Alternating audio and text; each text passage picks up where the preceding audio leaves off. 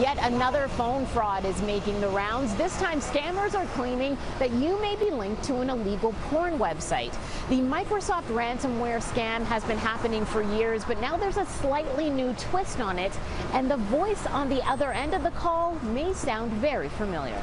My name is David Brown, and we work on behalf of IP server support. That's a phone call I received on my cell, and this is a story I did in 2015. This is Officer David Miller, and I'm calling you from the Tax Crime and Investigation Unit of Canada Revenue Agency. You said a lien can be put on your house? CityNews has covered the CRA scam extensively when a caller falsely claims you owe on your taxes and threatens you with arrest. This is the call I received from someone falsely claiming to be with the IT department at Microsoft. Under your name, a website is running, which is not legal. Basically, it's an adult website, and it's showing that your number is appearing here. The caller directed me to a website called fastsupport.com in order to get remote access to my computer. Fast Support is not a fake website, ma'am.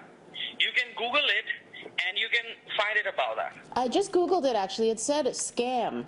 Is this a scam? Not at all, ma'am. Detective Alan Spratt from the Toronto Police Fraud Squad says scammers often put a twist on old cons in order to catch people off guard. It's one of the reasons why we're changing our messaging from warning people about specific scams to just warning people about being prepared in general. The fake Microsoft phone fraud started years ago and has now evolved to include a mention of a porn site. Microsoft is aware of its name being used and tells CityNews they do not make unsolicited calls for service.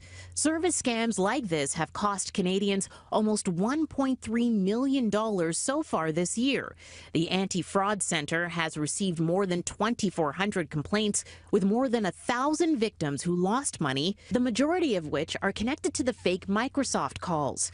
They've received one report so far with this porn twist. Police give this advice. Take the caller's information. Don't respond to them on that phone call because they use techniques like urgency, embarrassment, a fear of jeopardy to get you to act quickly. So you need that time to pause. And ask questions if you see any red flags. He asked me if I had a Mac, so I'm not sure how those two things connect because Microsoft and Mac don't work together. Alrighty. The reason the voice on the line may sound very similar to the CRA scam is because police say fraudsters often hire call centers overseas to do their dirty work. Now, if you think you've received one of these calls, you're being asked to report it to the Anti-Fraud Center. And if you think you've lost money to one of these scams, you're being asked to call police. Tammie Sutherland, City News.